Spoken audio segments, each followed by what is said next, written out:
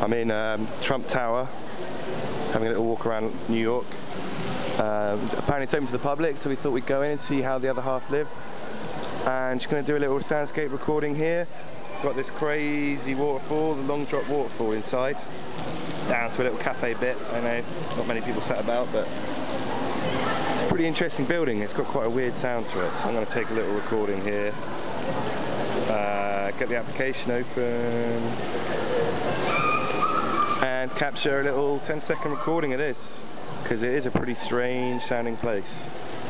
Okay, so there we go, and flip the phone and record.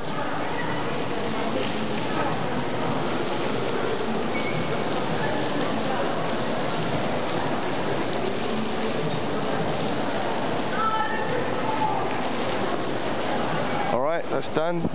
Like I say, it's pretty pleasant in here. I'm going to rate this soundscape quite highly, quite like it. It also looks very visually impressive as well, so cool.